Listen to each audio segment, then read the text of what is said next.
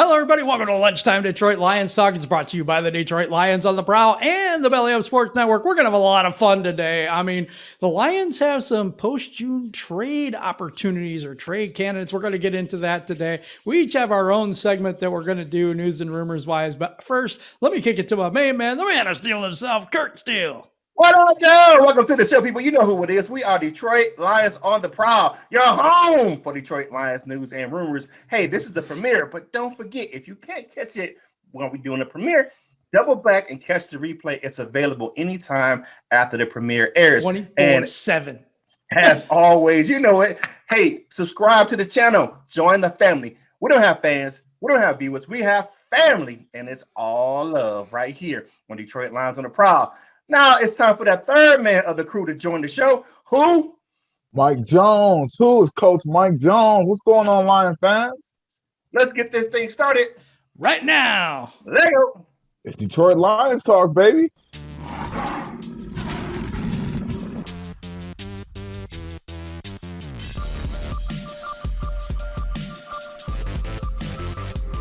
We're going to get up, and on the way up, we're going to bite a kneecap off. Yes, sir. We in the deep. So welcome back, people. We have some Lion post June 1st candidates for trade possibilities. Ooh. And some names on that list that are some pretty big names. So Curt, tell me who it is, man. All right, so we got this story via LionsWire.com. So we gotta always have to, credit our sources, but they posted 4 names. Now, 2 of these names are new to the list. Now, 2 of them we already know. Let's go ahead and cover those. Big V, we talked about him a little while ago, and Tyrell Crosby. Now, Big V, his issue is really that who's going to pick up that contract, because they're going to have to pay around $9 million for him to for his services this year on their offensive line. Now, Tyrell Crosby may be a little bit easier to move because he's still on his rookie deal. The guy was, a 5th-round draft pick or something like that. So his contract isn't that easy to move. But there's 2 big names on this list. One being Jamie Collins. Jamie Collins is our, slated to be our inside linebacker or middle linebacker, calling the defense. But they said with the addition of rookie Derek Barnes and the fact that Mr. Tavai said he drank his Slim Stone in the offseason and lost some pounds. They're saying that he may be a possibility for the Lions to move now that it's actually June 1st. So post June 1st today, starting tomorrow, they may be able to trade him. Now, the other big name, which it's interesting to me, is Trey Flowers.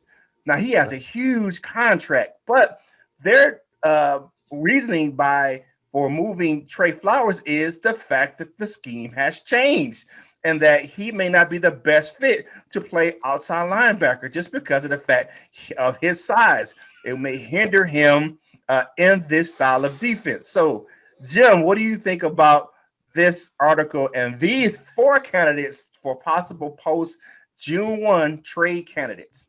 If you can get rid of Trey Flowers and get something for him, I would do that. Big V, I think he had an injury last year. I'm hesitant to give up on him yet since we're kicking him into guard. That foot should be fully healed now. And if he's the mauler that he can be, that line is the best line, one of the best lines in all of the NFL right now, top 5. If not, yeah, we're kind of screwed at guard. We'll take care of that anyway next draft. I'm dead serious. We'll probably get rid of him next year. I don't think we get rid of him this year. Jamie Collins, Jamie, if I want to, Collins. You know what? He's here to collect a paycheck, and that's about it. I don't. If he can be somehow motivated to to want to play by Dan Campbell, and if we get the New England Jamie Collins, he could be a very big benefit to us. But I say trade him back to New England if they want him, and we'll start the rookie and Anzalone. I don't think we're going to win a whole lot of games this year anyway.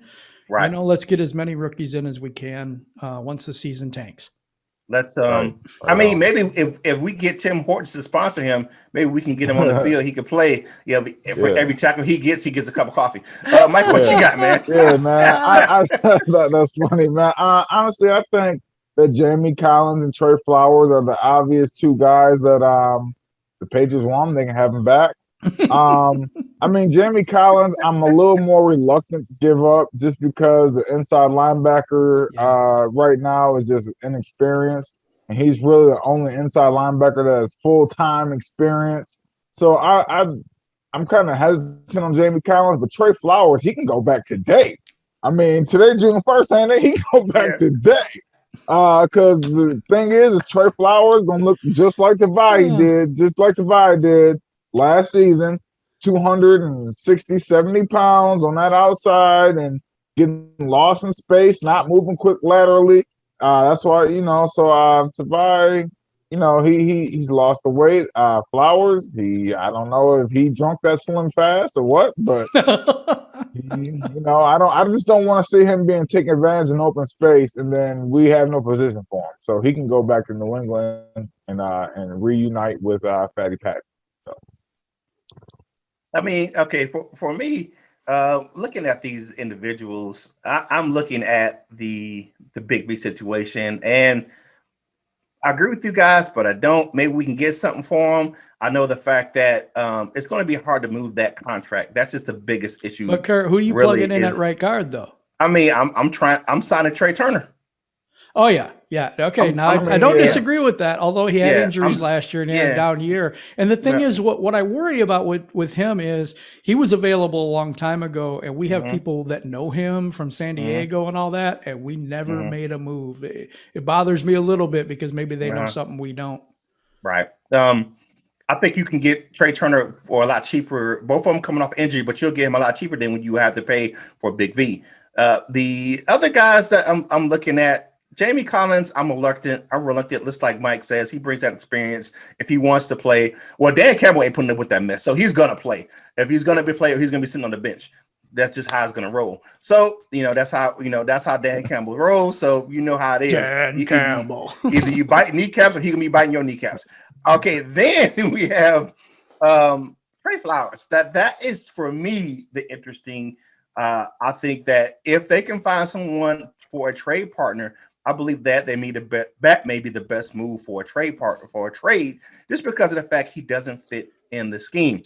Romeo Okwara is a lot faster and slimmer outside linebacker, defensive end. You couple him with his brother on the other side, we got some formidable outside linebackers, Charles Harris and some other individuals. So the only thing with Trey Flowers is that I don't see that if they were making him slide him inside, that's where he would fit better in this scheme, a defensive tackle for that scheme, playing a different technique. But right now, putting him on the outside is just a bad move by the Lions. I don't think he fits there.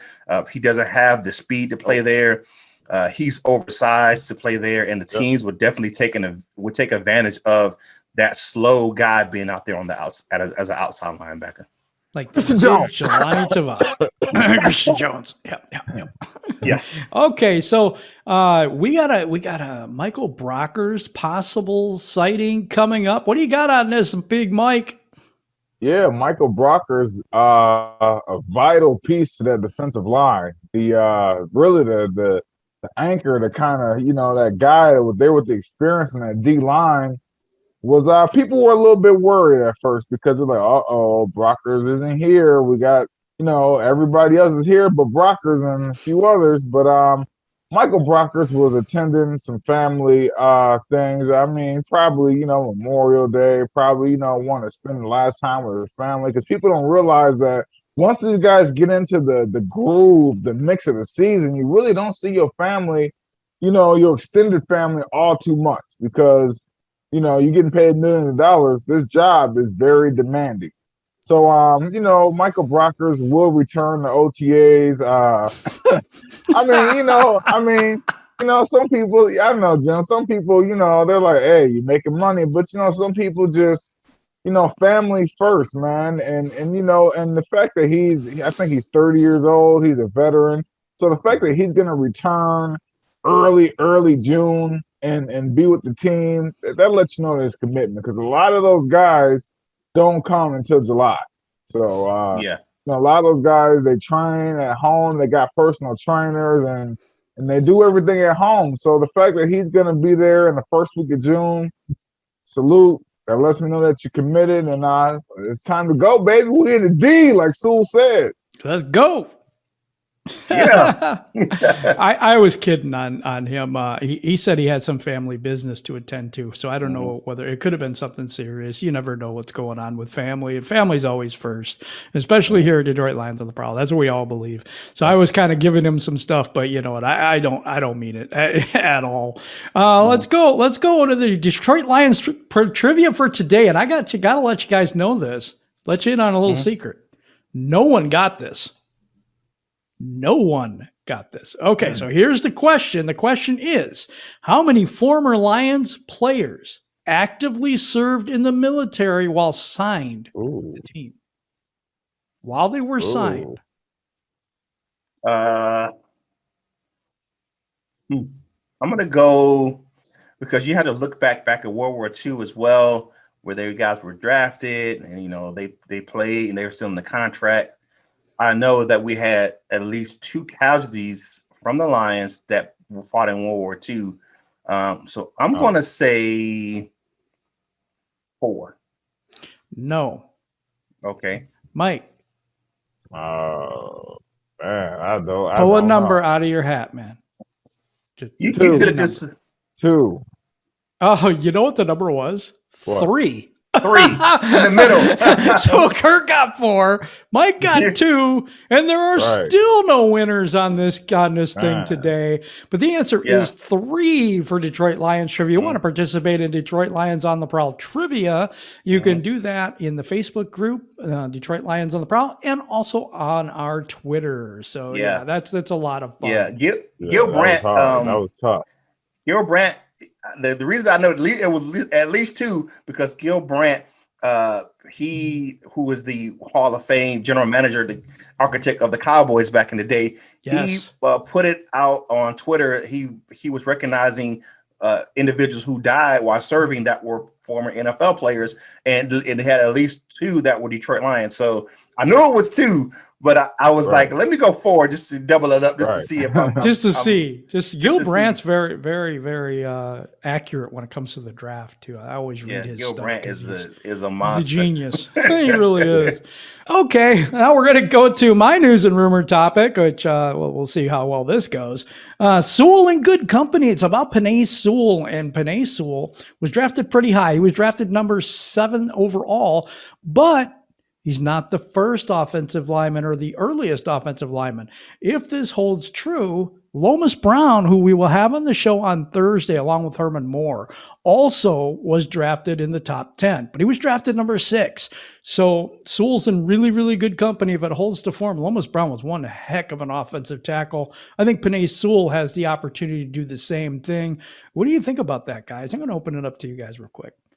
If he can play up to the potential of Lomas Brown, man, we would have really one hell of an offensive line. Lomas Brown was Lions legend. I mean, the guy, he really held it down. He had a really good career, even won a Super Bowl outside when he left the Lions. So really good career. I mean, the only knock on him, the only knock on him is he played for Florida. I mean, that's the only knock on him. I can't say if he can do that, man, he would be in really good company, and he would really be a cornerstone going forward of what we can do on that offensive line. What do you think, Mike? Yeah, we just pray. We hope and pray that Sewell is as good as Lomas Brown. I mean, all the markings are there, everything's there, and it lines up, and we just hope it all goes through. They're actually projecting him to be better. I mean, it's a possibility. Lomas Brown, and I love him. He's a great guy, and he was a great player. He did not make the Hall of Fame, and they said that Sewell, they believe, is the only Hall of Fame player out of this entire draft class. Yep. I mean, it's a possibility. Surefire. Possibility. You know, so I don't knock it, but hey, just gotta hope he plays to that potential, man. Got to do it on the field and stay Yep. healthy. I totally agree. Hey, But he's Kurt, committed. you know what? Yep. Maybe we should take a walk over to the Wall of Fame and see who's there. What do you think? Okay, we got Detroit Drew, Midwest Lion, Bubble Bowl, John Kepler, Detroit Lions, Top with Micro Mike. What up, Mike? Subsea Trap City Boys Entertainment, Yep. Alan Bogarakis, Justin. Ooh, I can't. 10K? Justin 10K. 10K. He's the new member of the Bronze. New member. Of the Bronze Wall of Fame. Crystal Wiley, Steve Castillo, Brian Stover, John Martin, and Jimbo G. G. Along with the Latino line. Now, John Martin also subscribed over there to the Die Hard Den podcast and left a comment. So we appreciate you on both shows, brother. Thank you. All right. Thank you. And as silver members, we have Nomus J, Jason Portis, Cap Ice Cold, Batman of the 313, and Lions. All right. And our gold members rounded out. Turner C. Burley, Larry McQuiston, Just in the D, North End Ken, great friend of the show, Barb Corso, Matthew Ferguson, Rando Flag 606, Miles Gibbs, Randy Prince, The Gridiron Blitz, and you know who it is, baby, the Doctor. Dr. Detroit is always in. Now, to become a member of the Wall of Fame, click the Join Now button down in the description, or just click the Lions on the Prowl logo at the bottom of the screen. Now, I just have to preface this next topic with rant alert. Kurt, take it away, man. Okay, now here we go. In the annals of who in the hell thought this was a good idea,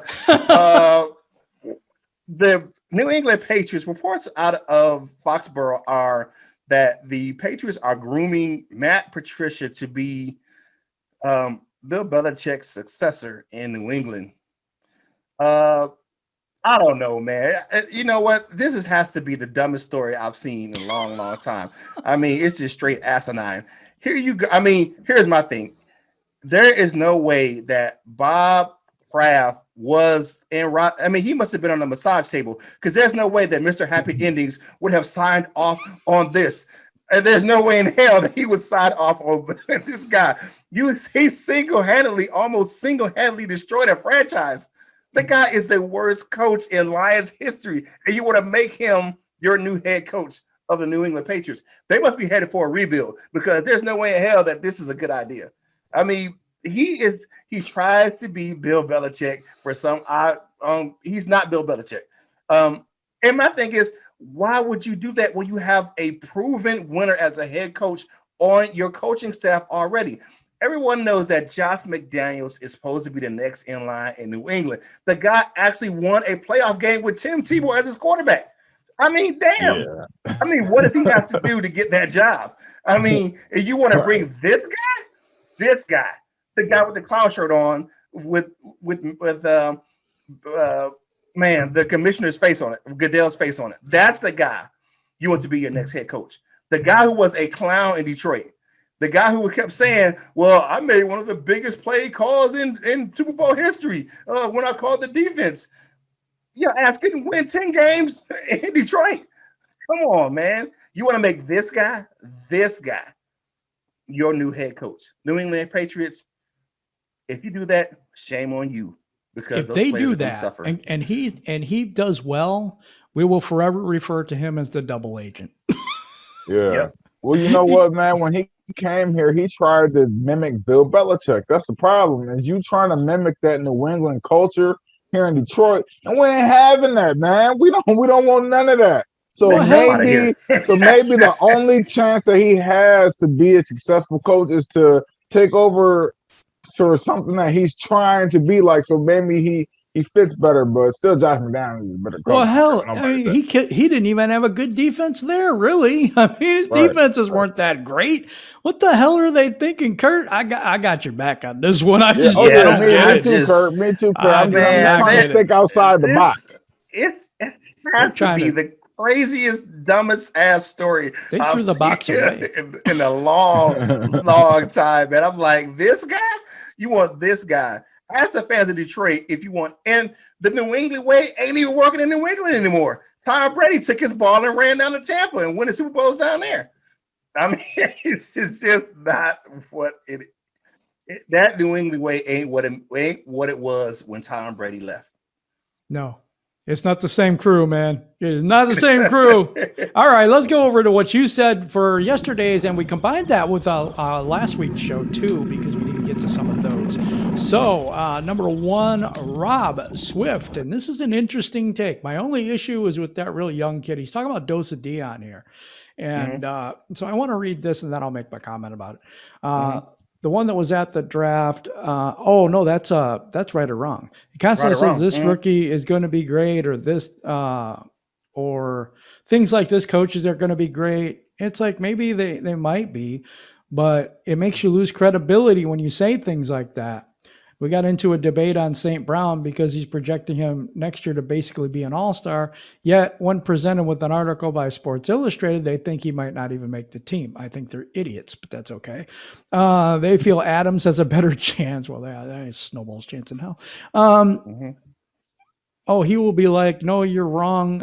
It's not about being right or wrong. It's about giving an opinion that is backed up by facts, not emotions or feelings. I know Ryder does his research, so I'm going to say this. I don't agree with you at all, to be quite honest. We all make mistakes. We all have takes that are stupid. Every one of us do that. Yeah. Just because he's young does not mean that he's taking hot takes or anything like on emotion. Your thing about Amon-Ra St. Brown, who I can never say his name, is he's going to make this team. Not only is he going to make the team, he's going to start slot. I'm telling you right now. He's going to start slot. Adams might not even make the team. Good wide receiver, very good wide receiver. Might not even make the team.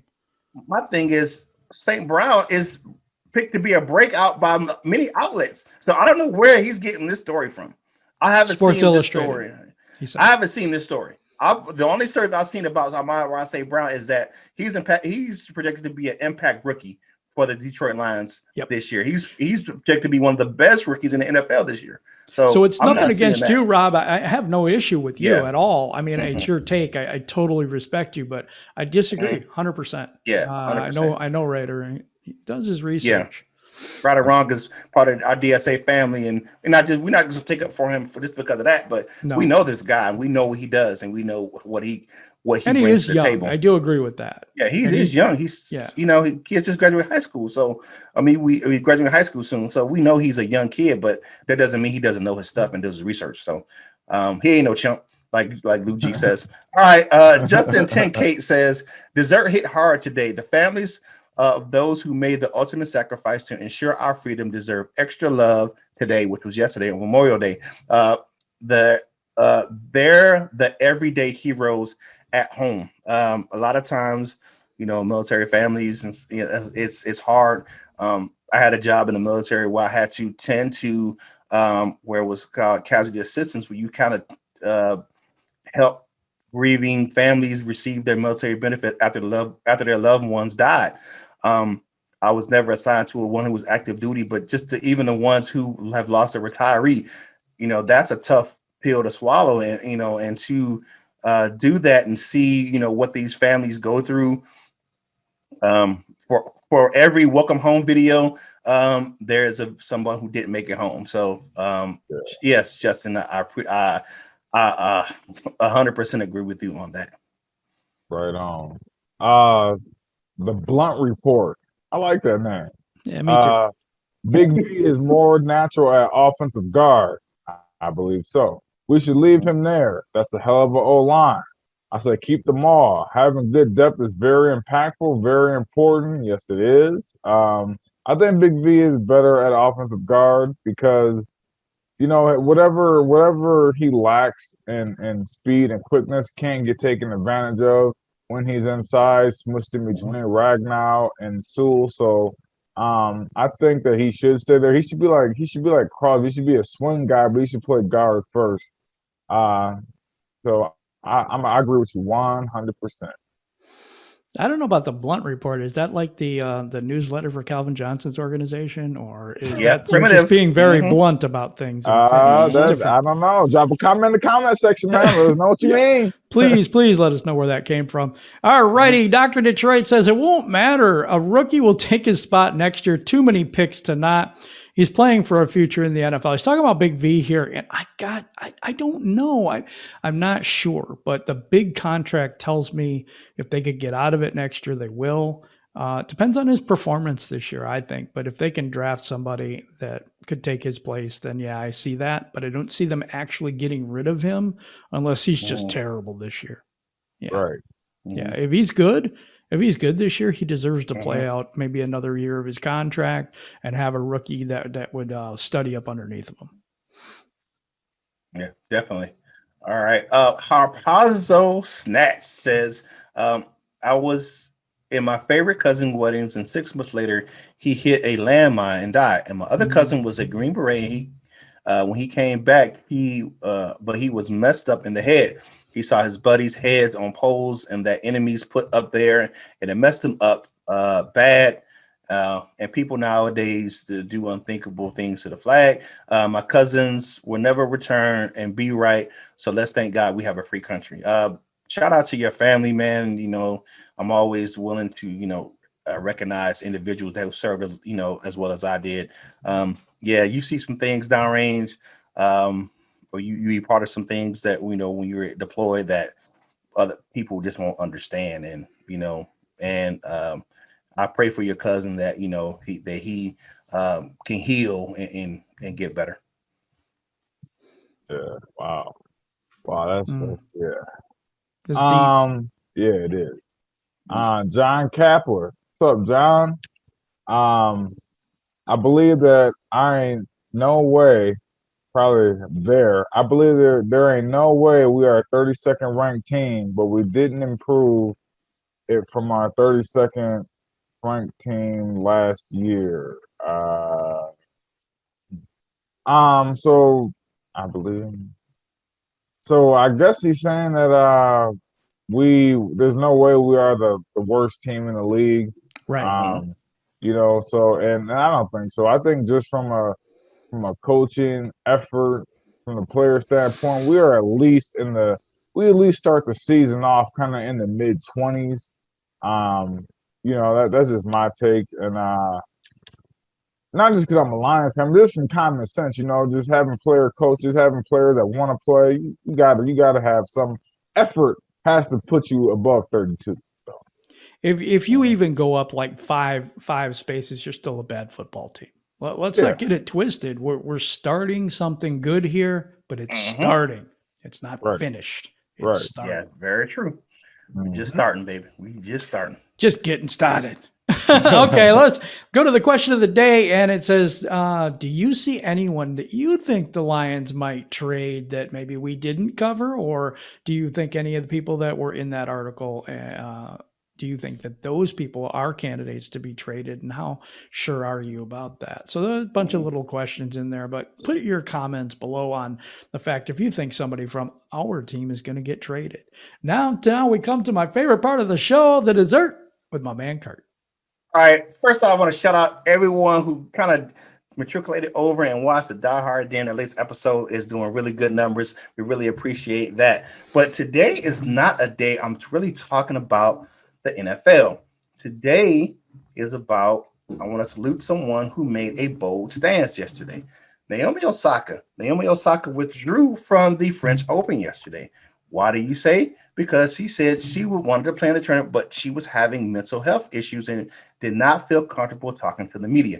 If you ever watched Naomi Osaka play or even watch an interview, she's a socially awkward person. She is a very shy person, timid person. And people say, well, she does social media. You can control social media when you in front of cameras and you're in front of people, a microphone in your face, and you have to answer questions that can be socially anxious. That is a bad thing.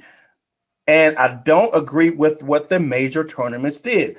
All the major tournaments got together and signed a memo and told her no quite terms that you will do this or you will get fined. So guess what? The biggest star in tennis, one of the best players, just walked away, said, I want to take a break to get my mental health together. This young lady is taking a bold stand. She said that her mental health is at stake, and she didn't want to put herself in a predicament where she has a mental breakdown and that affects her play on the court and just her life in general. Mental health is important. We just finished Mental Health Month last week. I mean, yesterday was the last day of Mental Health Awareness Month, and you take it upon yourself to down and tell you have these responsibilities and this, that, and the other thing. But the player came to you and said, hey, I'm having some mental health issues, some anxiety, and I just really can't do this right now. I can do the other stuff, but give me my reprieve, and I'm having some issues. No, they just want to find her in all of the major tennis, like the U.S. Open, the Australian Open, the French Open. All these entities went and had signed this memo saying that if you don't do this, we will fine you. And they said that they may default her if she did not basically scratch her from the tournament. That is the wrong stance to take when someone is telling you about their mental health. Come on, you guys can do better than that. And the backlash to those tournaments is that all of these, a lot of athletes are coming to her defense saying, take care of your mental health. And a lot of media members are saying the same thing, because sometimes people, and I have a media member, I know Marlon A. Walker, he is a great journalist, and he said sometimes it's about what questions reporters ask, and they don't ask good questions. And I would say this, making her go to a press conference saying that she has mental health issues, right after that, guess what they were going to first thing going to ask her, what's wrong with your mental health? And she's not going to be able to answer that, man. You know what I'm saying? This is a person who suffers from social anxiety and needs that break. She was the highest grossing tennis player, a woman athlete last year, like $55 million. So she don't need the money to play in the tournament. She can sit out. So shout out to her for taking care of her mental health and being a great role model for those who have mental health issues. Man, it's taking a stand. It's tough. And the entities that you mentioned, I think they should be like a little more caring towards the person and a little less greedy, to be quite honest. But my final thoughts for today, as we go into final thoughts, is we had a pretty good show yesterday, and I think that there was just a lot of awareness of people that have died in service to this country. And I think that it's an amazing thing that we're free because of these people who laid their life down, and we need to put some respect on those names. Just what I feel about that. Oh, one more thing, and I keep doing this. Herman Moore and Lomas Brown will be on the show, and that is going to be at 1:00 on Thursday. It's not going to be live. We are going to record it, and we'll release it later that day.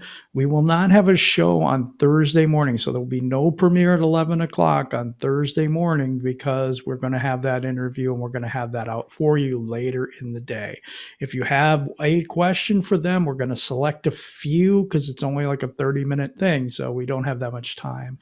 But if we'll select the best ones that we think are most thought-provoking. So if you want to put those comments, those questions in the chat, I'll try to take maybe 2 or 3. That's about all I'm going to be able to do. But I really appreciate it. Oh yeah. And my final thoughts, man, is I'm just happy that we have such a great turnout for OTAs, man. Where numbers are in the 80s. We know that there's only a 90-man roster for OTAs, so that's almost everybody besides Terrell Crosby and Jamie Collins, who I think Jamie Collins is reporting later this week as well. I'm not sure about that, but yeah, man, everybody's there, and it's just a good feeling right now, man. Hopefully it keeps up during the season. Because we all know how that goes so fast. But it's just good to know that we're getting off to that good start, and everybody is heading in the right direction. And go Lions, baby! All right, so I hope everyone enjoyed their Memorial Day. I'm still wearing my Salute the Service cap, and today I'm wearing this Salute the Service cap For my individuals in the finance core who showed me some love on Facebook, they went and they checked out the video. I said that I highlighted James DeRoe, who was a member of the finance core, and they definitely were appreciative of me doing that. So shout out to the people who showed me some love on Facebook for that yesterday. It was my honor to highlight Mr. DeRoe, Sergeant DeRoe. He was a good soldier, a good NCO, and he definitely is missed by his family and loved ones. But going forward, I just hope the Lions, make some great decisions on this roster going forward and make the right moves if they decide to move on from one of the players we mentioned earlier in the show. All right, so you know who we are. We are Detroit Lions on the Prowl. Your home for Detroit Lions news and rumors. And as always, join the family. Subscribe to the channel. We don't have fans. We don't have viewers. We have family. And it's all love right here on Detroit Lions on the Prowl. And as always, please like the video, share the video, comment on the video. All of these things help us get this content to more Lions fans just like yourself. And if you want some fresh Lions gear like your boy Curt, because everything I got on right now came from fanatics.com, click the link in the description below and you can find some great deals on fanatics.com. They always having sales, and join their My Fan Cash Rewards program. The more you spend, the more cash you earn to get some free Lions gear from fanatics.com. Great program, and part of the proceeds from that link go to help us grow the content on this channel. You can go over to catch us on bellyupsports.com. They have a ton of great articles, a new website. You can watch this episode and more episodes over there on bellyupsports.com as well, and read some great articles by some talented writers. The hockey season is in full bloom, and they are covering it over there on bellyupsports.com. It is Tuesday, Taco Tuesday, two-piece Tuesday, or leftover barbecue Tuesday, because I know you still got some ribs in the fridge. So whatever you do, go back, finish your lunch, sip your Coke, sip your pop, and get back to work, baby. And whatever you do in life, you got to boss up, ball out, and be the best version of you that you can be. For my fellas, Mike and Jim, this is Curt Steele, and we will holler at you real soon.